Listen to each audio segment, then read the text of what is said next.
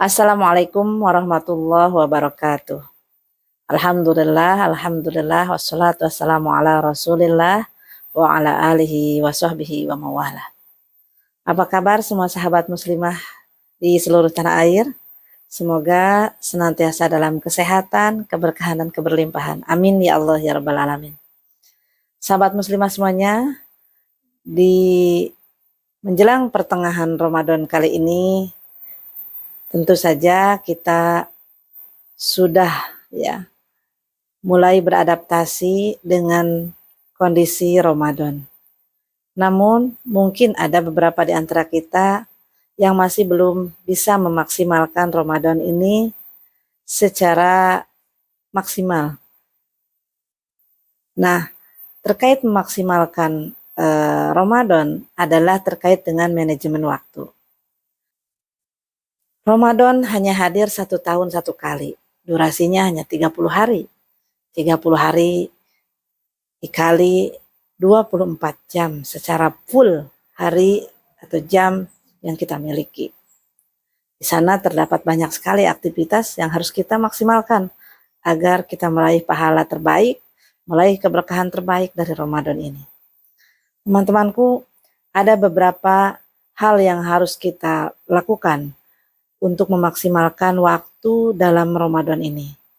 Pertama adalah tentang skala prioritas. Ibadah di bulan Ramadan tentu saja sangat beragam dan sangat banyak. Tapi skala prioritas yang harus kita utamakan adalah pada yang pertama, ibadah-ibadah mahdoh. Ibadah-ibadah yang bersifat wajib. Ya, ritual-ritual yang memang ditentukan pasti waktunya. Seperti sholat, kemudian sahur, kemudian ibadah-ibadah amaliyah lainnya yang memang waktunya sudah dipastikan.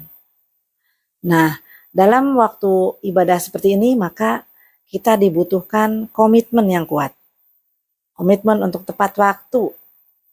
Ya, komitmen untuk on time sehingga tidak ada ulur-ulur waktu, tidak ada acara sholat yang akhirnya terganggu dengan aktivitas-aktivitas yang lain. Komitmen waktu. Sebelum datang waktunya, maka kita sudah bersiap untuk menyambutnya. Kemudian yang kedua adalah tentang ibadah-ibadah yang berkaitan dengan ibadah ghair mahdoh. Ibadah-ibadah yang tidak ditentukan waktunya, yaitu seperti berzikir, membaca Al-Quran, kemudian bersedekah, atau bersilaturahim. Itu semua bisa dilakukan kapan saja. Nah, bagaimana untuk memaksimalkan di ibadah-ibadah seperti ini adalah dengan melawan kemalasan, ya, melawan kemalasan dan melawan ego kita, karena secara nalurinya, secara nafsunya, memang di bulan Ramadan ini kadang-kadang kita dihantui dengan rasa malas yang luar biasa, sehingga pada akhirnya ibadah-ibadah yang tidak tentu waktunya ini seringkali terabaikan. Maka lawanlah rasa malas ini dengan sekuat tenaga agar ibadah-ibadah ini bisa juga dilaksanakan secara maksimal. Misalkan di saat kita berkomitmen untuk bisa membaca Al-Quran 1 juz sehari, maka komitmenlah. Jangan dulu kita beranjak dari tempat duduk sebelum menghabiskan 1 juz Al-Quran. Begitupun dengan sedekah dan lain sebagainya. Nah, di antara alokasi waktu untuk ibadah yang bersifat ritual-ritual tadi, juga kita harus menyediakan waktu untuk kebutuhan pribadi. Di antaranya kita butuh waktu untuk istirahat. Berapa lama sih istirahat? Di bulan Ramadan ini kita seringkali memperbanyak istirahat atau memperbanyak tidur dengan alasan tubuh kita memang sedang lemas. Padahal sejatinya Rasulullah sendiri pada masa-masa perjuangan Islam itu justru beliau makin produktif di saat bulan Ramadan, mengurangi waktu tidurnya dan memperbanyak ibadahnya. Tapi pun begitu, tentu alokasi untuk istirahat pun harus diperhatikan.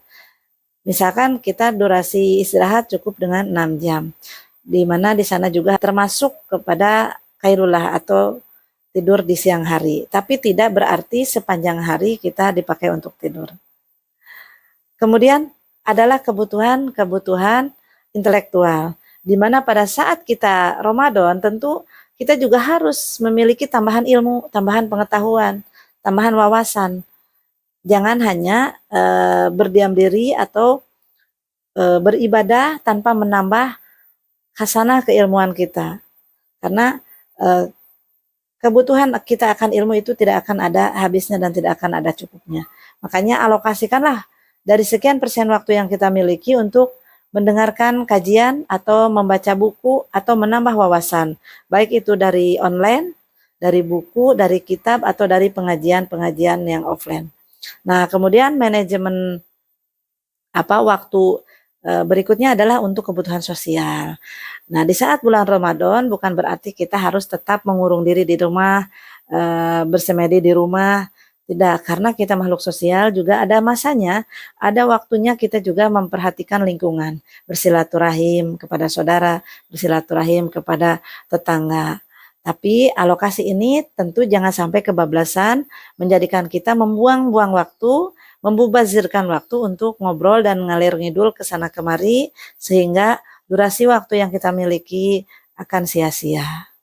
Nah, itu teman-teman di antara salah satu contoh kecil manajemen waktu untuk memaksimalkan bulan Ramadan yang sekarang sedang kita jalani.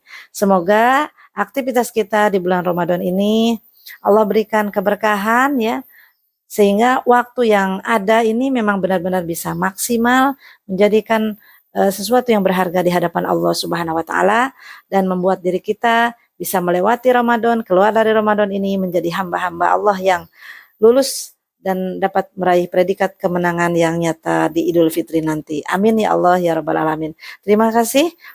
Mohon maaf atas kekurangan. Wassalamualaikum warahmatullahi wabarakatuh.